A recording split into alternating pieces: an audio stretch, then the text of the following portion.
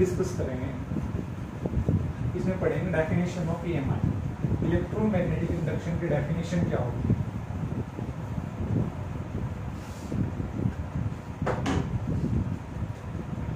Electromagnetic induction,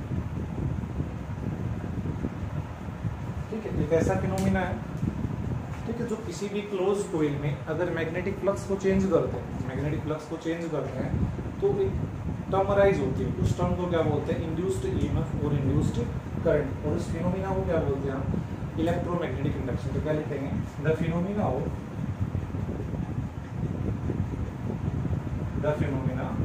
of production of induced EMF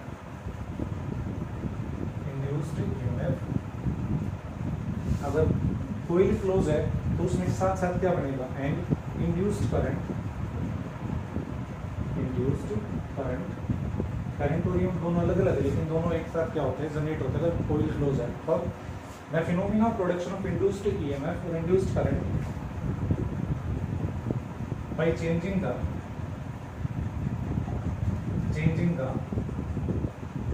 magnetic flux linked with a magnetic flux linked with a closed coil और coil कैसे होना चाहिए, conducting coil, उसको क्या बोलते हैं, इलेक्ट्रोमैग्नेटिक इंडक्शन।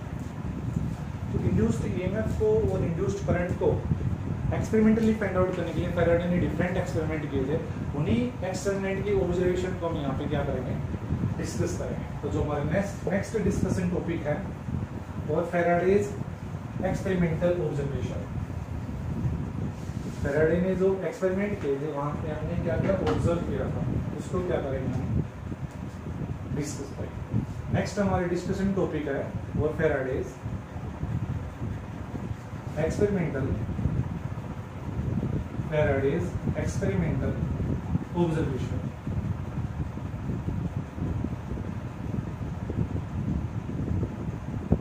एक्सपेरिमेंटल ऑब्जर्वेशन, अब इस एक्सपेरिमेंटल ऑब्जर्वेशन से फैराडे ने फाइंड आउट किया था इंड्यूस्ड ईएमएफ और इंड्यूस्ड करंट। और ये कब बनता है, जब किसी भी क्लोज कॉइल में फ्लक्स चेंज होता है। और देखो फ्लक्स किसके ऊपर डिपेंड करता है, phi is equal to PA cos theta, depend upon the magnetic field, depend upon the area and depend upon the orientation between the magnetic field vector and the area vector। ठीक है, तो Faraday ने क्या किया, कोई भी पहले तो ले यूनिफॉर्म मैग्नेटिक फील्ड, तो यूनिफॉर्म मैग्नेटिक फील्ड ले और इसमें कोई पुट की, कोई पर्टिकुलर रेडियस की कोई बुट की कंडक्टिंग कोई।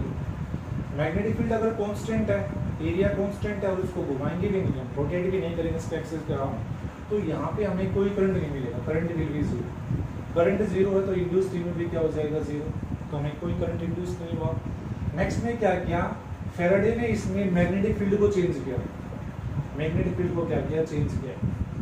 मैग्नेटिक फील्ड को जैसे ही चेंज किया तो इसमें करंट बना,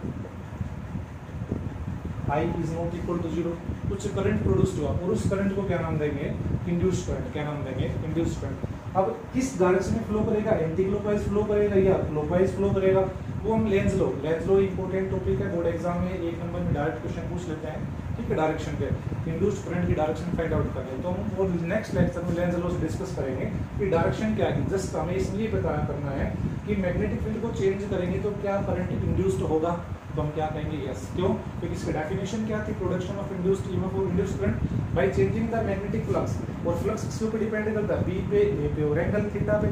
अगर यहाँ पे बी को चेंज किया है, अगर बी को चेंज किया है, हमने मान लिया बी चेंज किया है और एरिया को मान लिया इसने कांस्टेंट और फाई एंगल है, एंगल को भी क्या मान लिया हम इसने कांस्टेंट। अब एरिया कांस्टेंट है, एंगल कांस्टेंट है, मैग्नेटिक फील्ड को चेंज किया तो यहाँ पे क्या मिला, करंट भी क्या हुआ, इंड्यूस्ड हुआ है। तो नेक्स्ट एक्सपेरिमेंट इसने क्या किया, तो कोइल को चेंज किया, कोइल को एक्सपेंड किया, इसको साइज को डिक्रीज किया, मैग्नेटिक फील्ड यूनिफॉर्म, एंगल को कुछ चेंज नहीं किया इसने, कोइल।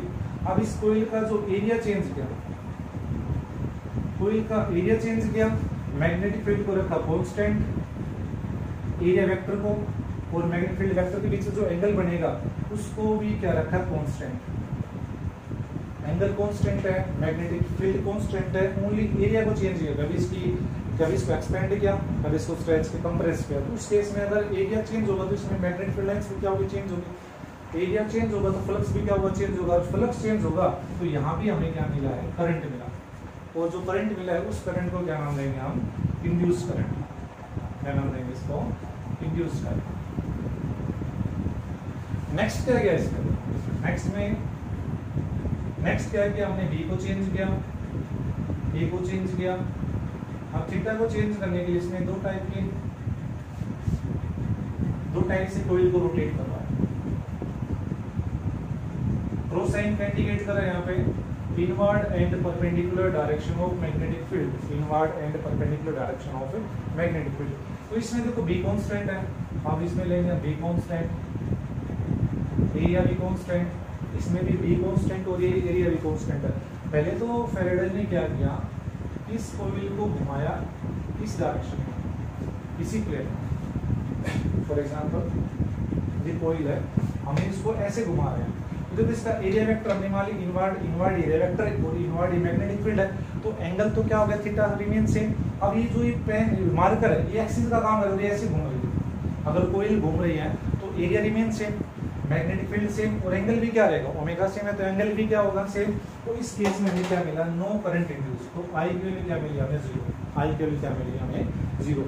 नेक्स्ट में क्या किया इसने, कोइल को एक पर्टिकुलर एक्सिस के अलावा घुमाया, ओमेगा एंगुलर वेलोसिटी से इसको ऐसे घुमा, ये हमने मान लिया एक्सिस, और इसको ऐसे घुमाया, ये कोइल ऐसे घुमा। अब देखो ये इसका एरिया वेक्टर है, this is the area vector, और मैग्नेटिक फील्ड वेक्टर भी इस साइड, अब इसको घुमाएंगे तो एंगल क्या होगा, चेंज। पहले एरिया वेक्टर ऐसे था, फील्ड वेक्टर भी ऐसे, अब ये घुमाया तो एरिया वेक्टर इस साइड शिफ्ट हो गया, मैग्नेटिक फील्ड वेक्टर इस साइड, तो एंगल क्या होगा, चेंज। अगर थीटा चेंज होगा तो फ्लक्स भी क्या होगा, यहाँ पे चेंज, और फ्लक्स चेंज होगा तो यहाँ पे क्या मिला हमें, इंड्यूस करंट। यहाँ पे क्या मिला हमें, इंड्यूस करंट। तो ये कुछ एक्सपेरिमेंट किए थे, मैग्नेटिक फील्ड को चेंज करेंगे तो क्या मिलेगा, इंड्यूस करंट। एरिया को चेंज करेंगे तो क्या मिलेगा, इंड्यूस करंट। ओरिएंटेशन को चेंज करेंगे, ओरिएंटेशन को चेंज करेंगे तो यहाँ भी क्या मिलेगा हमें, सॉरी, इंड्यूस करंट। तो ये एक्सपेरिमेंट किए थे, और इसके साथ साथ क्या किया था, रिलेटिव मोशन को भी एक्सप्लेन किया था। अब नेक्स्ट एक्सपेरिमेंट में हम क्या करेंगे, रिलेटिव मोशन को एक्सप्लेन करेंगे, जिस भी यहाँ पे करंट इंड्यूस्ड होगा या नहीं होगा उसको एक्सप्लेन करेंगे। और जो इसमें करंट इंड्यूस्ड होगी इसकी डायरेक्शन हम कल जो नेक्स्ट लेक्चर आएगा हमारा, उसमें लेंस लो के भी यहाँ पे हम क्या करेंगे, डिस्कस करेंगे। तो जो नेक्स्ट एक्सपेरिमेंट थे उसमें क्या किया थे, करंट कैरिंग कोइल, जो इसकी पोजीशन है वो ऐसे सेटअप कर रखी है, इस कोइल का जो प्लेन है इस व्हाइट बोर्ड के प्लेन पे क्या है, परपेंडिकुलर है। तो इस कोइल के साथ अटैच कर दिया गैल्वेनोमीटर, कोइल के साथ अटैच कर दिया एक गैलेनोमीटर। अब गैलेनोमीटर क्या होता है, गैलेनोमीटर की जो इनिशियल पोजीशन होती है वो इस टाइप की होती है, इस टाइप की होती है। करंट की डायरेक्शन को अगर इस साइड आए, करंट की डायरेक्शन डिपेंड करेगी किस डायरेक्शन में, तो ये डिफ्लेक्ट करता है। तो फ्लक्स का फॉर्मूला क्या था, phi is equal to B A cos theta, phi is equal to B A cos theta. देखो इनिशियली क्या क्या है, इसको रेस्ट में रखा, ये क्या गैलेनोमीटर, ये डिफ्लेक्शन, इनिशियल डिफ्लेक्शन इज 0, और यहाँ पे हमने क्या पुट किया है इसको 0। v1 क्या है, velocity of the coil. Next क्या किया हमने, एक मैग्नेट लिया, नॉर्थ पोल साउथ पोल। अब इनिशियली जब इसको रखें तो मैग्नेटिक फील्ड प्रोड्यूस होंगी,